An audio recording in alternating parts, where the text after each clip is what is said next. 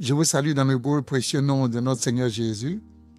Je vous salue à mon nom personnel et au nom de ma famille et aussi au nom de l'Assemblée que j'ai l'insigne honneur de diriger, Evangel Pentecostal Church Québec, dans la ville de Québec. C'est une immense joie pour moi, bien-aimés frères et sœurs, de pouvoir vous saluer de la part du Seigneur et vous dire combien Dieu est fidèle. La fidélité de Dieu est vraiment ce qui nous donne l'occasion de pouvoir vivre au jour le jour et bénéficier de qui il est et de ce qu'il a à disposition à offrir à ceux qui ont pris la décision de marcher avec lui. C'est vrai que ça passe pour le 31, passe pour être les jours de bilan, les jours d'orientation nouvelle. Mais je voudrais en cette opportunité vous dire que nos vies, telles que décidées par Dieu, ne sont pas rattachées à des jours. Nos vies trouvent leur sens juste parce que celui qui nous donne l'opportunité de continuer de vivre marche avec nous.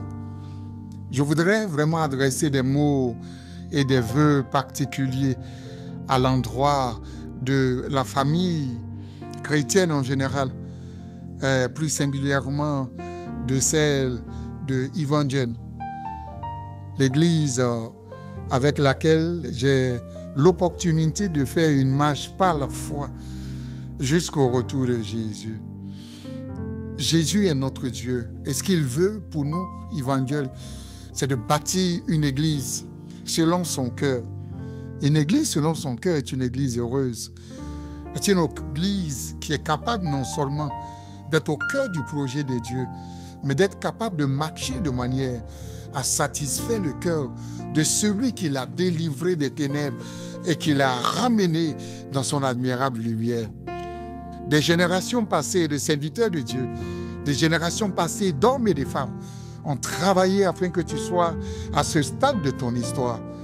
Et Dieu ouvre une porte pour nous, une porte nouvelle, afin de pouvoir se donner les droits, de pouvoir faire en sorte que la somme des prières, des vœux, des sacrifices, des intercessions, des jeûnes, des uns des autres, des souhaits particuliers, puissent trouver maintenant l'opportunité de s'accomplir pleinement. Et ma joie est grande. Et je mesure la grâce que Dieu me fait d'être un des vôtres, afin qu'ensemble nous puissions marcher par la foi, regardant celui-là qui est l'agneau de Dieu immolé, qui est celui qui a été donné par Dieu, afin que pour tous ceux qui placent leur confiance en lui, jamais ils ne soient dans le désarroi. Je voudrais, en ce dernier jour de l'an, bénir ton histoire, Évangile, t'encourager à tenir ferme, t'encourager à être résilient devant tous les défis, t'encourager à ne pas reculer, à ne pas te détourner, mais t'encourager à pouvoir avancer main dans la main avec les leaders qui sont établis au sein de cette assemblée, à avancer avec les bien-aimés frères et sœurs, avec le Kids Church, et à pouvoir explorer ce que Dieu a pour nous. Lorsque le second temple était en train d'être bâti, qu'il avait été achevé par la main de toutes ces personnes, de Néhémie, d'Esdras, de Zorobabel, de Josué, de tous ces prophètes et ces sacrificateurs. La Bible dit que le jour où le temple s'est achevé, les uns et les autres avaient différentes réactions. Il y en a eu qui pleuraient de joie parce qu'ils voyaient au travers cette œuvre accomplie par Dieu une renaissance. Et il y en avait qui pleuraient parce qu'ils étaient tristes, parce que cela leur rappelait ce à quoi ils avaient été habitués, mais qui, par leur manière de faire, qui n'était pas conforme aux voies de Dieu, avaient été détruites. Je voudrais qu'en cette opportunité, je vois 2025, cette année comme un tremplin, cette année comme une opportunité pour chacun d'entre nous de vivre la distinction divine.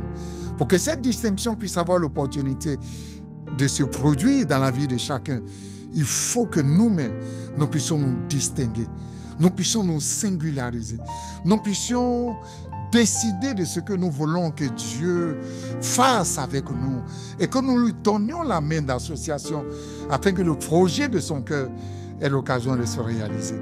J'ai foi en ce Dieu-là pour qui j'ai abandonné ce monde, pour qui j'ai abandonné bien des choses et pour m'engager avec lui. Il n'a jamais trahi. Il ne trahira personne parce qu'il ne s'est pas trahi. Il s'appelle le fidèle.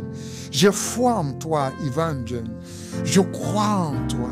Lorsque je te regarde, je vois le cœur rayonnant de joie, ce que les yeux de Dieu voient. Lorsque je te regarde, je vois la passion du cœur de Dieu qui a bien voulu faire de toi l'église pionnière dans la ville de Québec. Mais je vois encore la passion du cœur de Dieu qui veut faire de toi le fer de lance de l'œuvre qui se doit être accomplie, non seulement dans la ville de Québec, mais dans toute l'Amérique du Nord. J'ai foi en ton Dieu. J'ai foi en ton histoire. Je sais que nous y arriverons. C'est pourquoi donnons-nous la main d'association. Ne nous donnons aucun répit. Soyons en urgence afin d'offrir à l'Éternel, non seulement dans nos familles respectives, l'occasion de bâtir des hôtels pour notre culte de famille, mais bien plus, de travailler main dans la main pour accomplir ce que le cœur de Dieu veut pour nous. Dieu veut le meilleur pour nous, car les projets qu'il a pour nous sont des projets de paix et non de malheur, afin de nous donner un avenir et de l'espérance. Ton Dieu veut te distinguer. Saisis sa main et donne-lui l'opportunité de le faire, sans rechigner, avec sacrifice, avec foi, avec abnégation.